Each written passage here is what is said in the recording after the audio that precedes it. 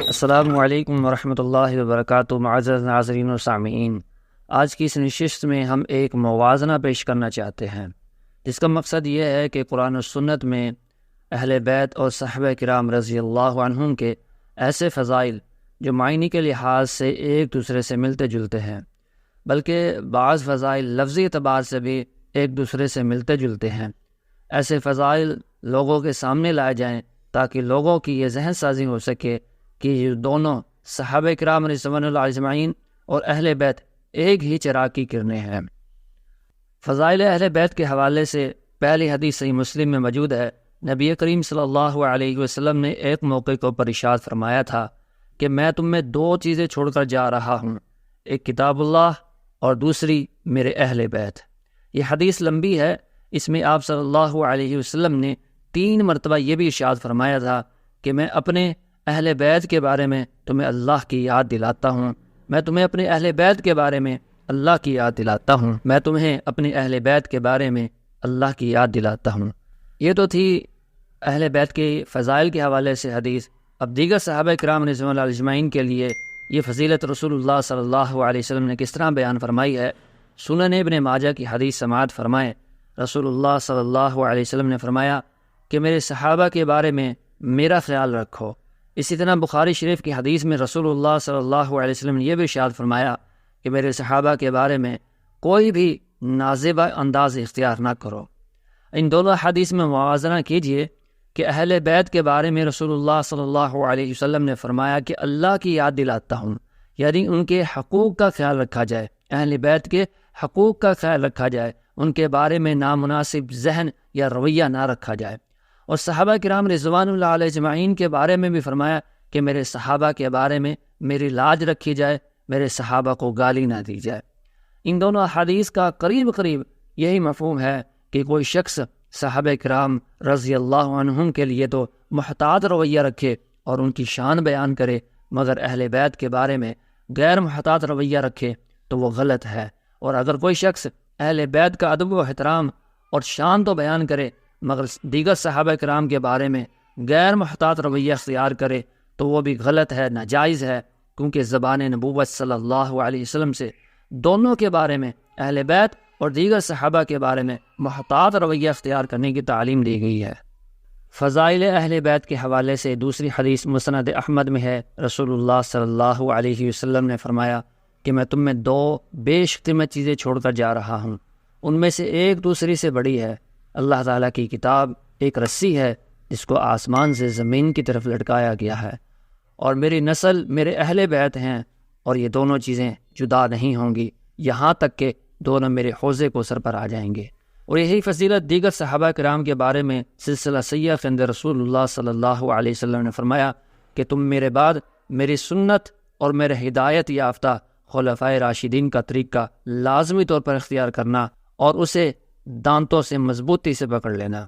ان دونوں حدیث کا بھی موازنہ کیجئے کہ آپ صلی اللہ علیہ وسلم نے اہل بیت اور خلفائے راشدین دونوں کی اطاعت و وابستگی کو ہدایت قرار دیا اور ان سے وابستگی کو گمراہی سے بچنے کا ذریعہ قرار دیا ہے۔ اور یہ بھی یاد رہے کہ اہل بیت میں آپ صلی اللہ علیہ وسلم کی ازواج مطہرات بھی شامل ہیں۔ اگر انہیں یا ان سے بیان کردہ احادیث کو دین سے نکال دیا جائے تو دین میں ایک بہت بڑا خلا نظر آتا ہے جو گمراہی کا ایک بہت بڑا سبب بن سکتا ہے۔ فضائل اہل بیت کے حوالے سے تیسری حدیث رسول اللہ صلی اللہ علیہ وسلم نے فرمایا کہ فاطمہ میرا جگر گوشہ ہے، صحیح بخاری کے اندر موجود ہے کہ فاطمہ میرا دل کا ٹکڑا ہے رضی اللہ عنہا، اور جس نے انہیں ناراض کیا اس نے میں محمد صلی اللہ علیہ وسلم کو ناراض کیا ہے۔ اب یہی فضیلت صحابہ کرام رضوان اللہ اجمعین کے لیے رسول اللہ صلی اللہ علیہ وسلم نے اس انداز میں بیان فرمایا کہ اللہ نے مجھے تمہاری طرف نبی بنا کر بھیجا تھا، اور تم لوگوں نے مجھ سے کہا تھا کہ تم نعوذ باللہ جھوٹ بولتے ہو، لیکن ابو بکر صدیق رضی اللہ عنہ نے کہا تھا کہ آپ سچے ہیں، انہوں نے میری تصدیق کی تھی اور اپنی جان و مال کے ذریعے انہوں نے میری مدد کی تھی۔ تو کیا تم لوگ میرے دوست ابو بکر صدیق رضی اللہ عنہ کو ستانا چھوڑتے ہو یا نہیں؟ آپ نے یہی جملہ 2 مرتبہ ارشاد فرمایا،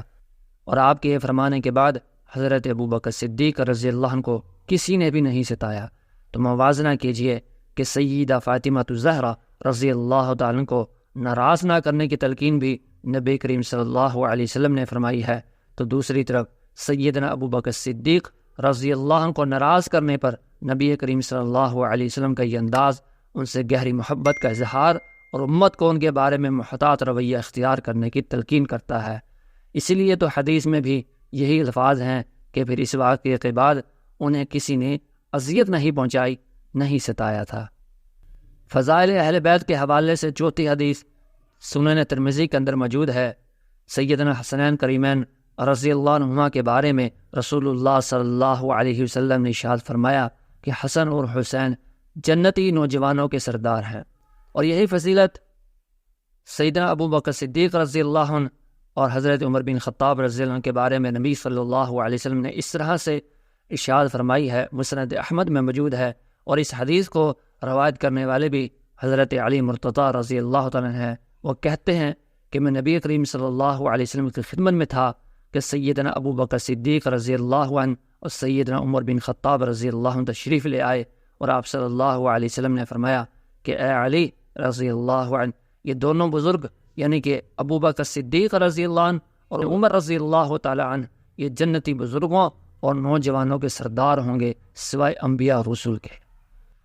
موازنہ کیجئے کہ پہلے حدیث میں جنتی نوجوانوں کے سردار سیدنا حسنین کریمین رضی اللہ عنہما کو بتایا گیا ہے، اور دوسری حدیث میں سیدنا شیخین کریمین سیدنا ابو بکر صدیق رضی اللہ تعالی اور حضرت عمر بن خطاب رضی اللہ عنہ کو جنت کے نوجوانوں اور بزرگوں دونوں کا سردار قرار دیا گیا ہے۔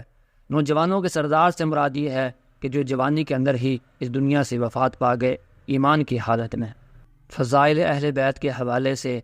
پانچویں حدیث سنن ترمذی کے اندر موجود ہے۔ رسول اللہ صلی اللہ علیہ وسلم نے فرمایا کہ حسین مجھ سے ہے اور میں حسین سے ہوں، اور اسی طرح نبی کریم صلی اللہ علیہ وسلم نے یہی فضیلت سیدنا علی رضی اللہ عنہ کے بارے میں بھی ارشاد فرمایا کہ علی مجھ سے ہیں اور میں ان سے ہوں، اور یہی فضیلت دیگر صحابہ کرام کے بارے میں صحیح بخاری کے حدیث کے مطابق رسول اللہ صلی اللہ علیہ وسلم نے فرمایا کہ وہ مجھ سے ہیں اور میں ان سے ہوں، یعنی کہ یہ اہل بیت کی جو فضیلت رسول اللہ صلی اللہ علیہ وسلم نے بیان فرمائی ہے، وہی سیم فضیلت دیگر تمام صحابہ کرام کے بارے میں بھی ارشاد فرمائی ہے۔ موازنہ کیجئے کہ ہوا منی و انا من، یہ اظہار محبت کا ایک کلمہ ہے جو کسی کو خراج تحسین پیش کرنے کے لیے عربی میں بولا جاتا ہے، اور یہی جملہ نبی کریم صلی اللہ علیہ وسلم نے اہل بیت اور باقی دیگر صحابہ کرام رضوان اللہ علیہم اجمعین کے بارے میں بھی ارشاد فرمایا تھا۔ تو میں امید کرتا ہوں کہ آپ کو یہ بات کلیئر ہو چکی ہے کہ اہل بیت کا کوئی فرد ہو یا دیگر صحابہ میں سے کوئی صحابی ہو، تمام کی شان اعلیٰ ہے، تمام اللہ تبارک و تعالیٰ کے برگزیدہ بندے ہیں اور تمام جنتی ہیں۔ ہم ان دونوں میں فرق نہیں کرتے، دونوں کی شان اعلیٰ ہے۔ اللہ تبارک و تعالیٰ سے دعا ہے کہ اللہ رب العزت ہمیں اہل بیت اور دیگر تمام صحابہ کرام رضوان اللہ اجمعین سے سچی محبت نصیب فرمائے اور ان جیسا عقیدہ اور عمل اپنانے کی توفیق نصیب فرمائے۔ آمین ثم آمین۔ السلام علیکم ورحمۃ اللہ وبرکاتہ۔